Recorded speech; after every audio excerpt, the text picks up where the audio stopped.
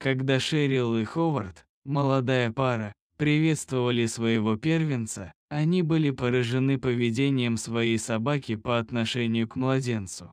После того, как они, наконец, выяснили причину этого необычного поведения, их удивление перешло в глубокий шок.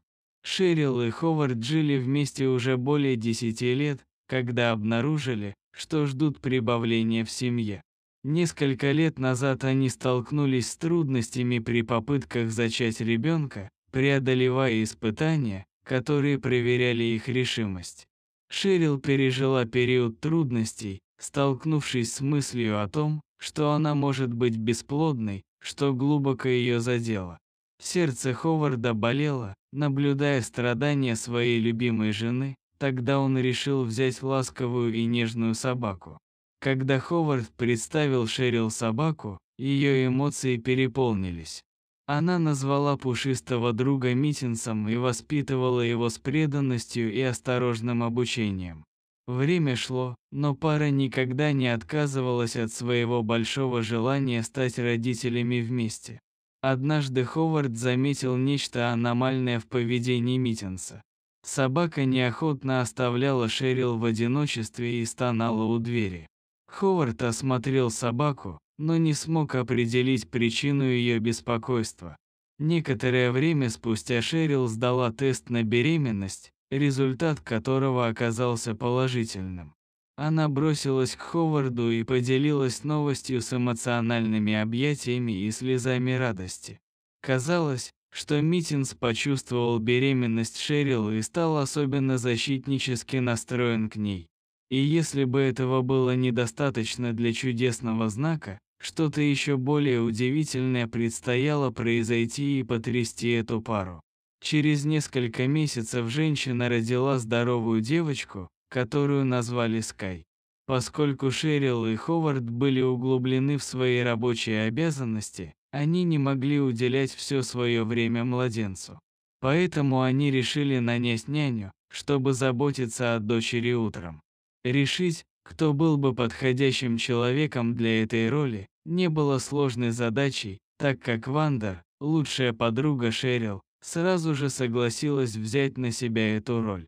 Вандер сыграла ключевую роль в планировании свадьбы и даже помогла найти новый дом. Решение выбрать Вандер для ухода за Скай было единодушным среди пары, и они чувствовали глубокую благодарность за то, что они ее имеют. Однако, удивительным образом, Митинс не выказывал никакого облегчения, несмотря на то, что все шло гладко. Собака по-прежнему оставалась бдительной стражницей Скай, проводя всю ночь рядом с младенцем, словно молила быть рядом с ней все время. Сначала они думали, что Митинс успокоится после рождения Скай, но на самом деле собака проявила еще большую тревожность. Из-за усталости и тяжести обязанностей Ховард и Шерил позволили этому поведению продолжаться несколько ночей. Однако спустя примерно неделю беспокойство начало овладевать Ховардом. Митинс отказывался оставлять младенца в одиночестве и казалось, что защищает ее слишком сильно. Вандер часто жаловалась, что собака затрудняет ее общение с ребенком, когда Шерил и Ховард отсутствовали. Примерно через 2 месяца после рождения Скай, Ховард и Шерил начали чувствовать все большее раздражение из-за поведения своей собаки. Их привязанность к Митинсу была глубокой, и они хотели сохранить ее, однако недавнее непослушание собаки вызывало все большее беспокойство. Безопасность Скай была неоспоримым приоритетом. Одной ночью Ховард организовал ужин и попросил Вандер позаботиться о ребенке, чтобы он мог увести Шерил на ужин наедине. Когда пришло время уходить, Шерил почувствовала тревожное беспокойство, оставляя своего ребенка позади. Утешительное присутствие ее лучшей подруги, однако, принесло некоторое облегчение. Однако, когда они вышли за дверь, Митинс начал лаять на Вандер. Собака выражала отчаянное лаяние и вой, явно выражая свое недовольство. Шерил чуть не передумала, но собрала свою решимость и ушла, надеясь передать Митинсу, что нет проблем доверять Вандер. Однако неопределенность продолжала оставаться, пока собака, казалось, внимательно наблюдала. Встреча пары этой ночью была приятной, и, наконец, они смогли расслабиться, зная, что их прекрасная дочь Скай находится в надежных руках. Однако во время ужина звонок от Вандер изменил ход событий. Казалось, что Митинс попытался укусить Вандер. Пытаясь усмирить его, собака нервничала, и Вандер не знала, что делать. Ховард и Шерил прервали ужин и сразу вернулись домой, чтобы оказать помощь. По прибытии они обнаружили плачущего ребенка, взволнованную собаку и явно потрясенную Вандер. После того, как Вандер ушла, Шерил обратила внимание на Митинса. Поведение собаки было действительно странным. Когда дверь особняка закрылась, Митинс успокоился мгновенно. В молчаливом замешательстве пара наблюдала, как их собака направилась в комнату Скай. Они согласились, что ситуация не может продолжаться так.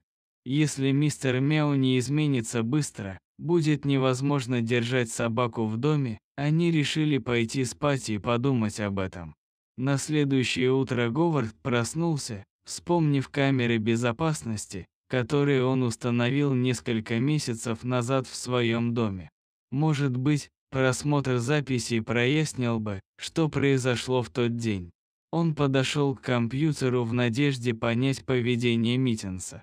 Однако картина, которая открылась перед ним, была шокирующей. Изображения, которые были показаны на экране, были невероятны. Было обнаружено, что Вандер была вовлечена в незаконную деятельность, участвуя в группе, которая производила неприемлемые видео для детей, распространяемые в Даркнете.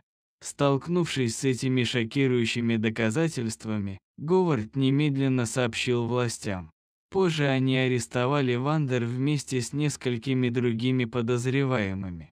Расследование выявило большой объем незаконного контента, который серьезно инкриминировал этих лиц.